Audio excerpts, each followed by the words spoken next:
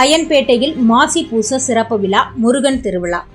காஞ்சிபுரம் மாவட்டம் பலஜாபாத் அடுத்த அயன்பேட்டை அமைந்துள்ள அருள்மிகு கந்தப்பர் சுவாமி திருக்கோவில் குரோதி வருடம் மாசி பூசம் முன்னிட்டு முருகன் வள்ளி தெய்வானையுடன் சிறப்பு அலங்காரத்தில் காட்சியளித்தபடி அயன்பேட்டையில் குளத்தை 3 முறை சுற்றி முருகன் வள்ளி தெய்வானையுடன் ஊர்வலமாக வலம் வந்தனர்.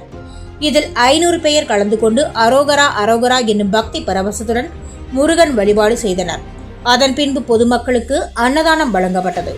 வான வேடிக்கை, பம்பு வெடி, ஈச்சமரம் வெடி, பல வெடிகள் வெடித்து சிறப்பாக கொண்டாடினர் இந்த விழாவை.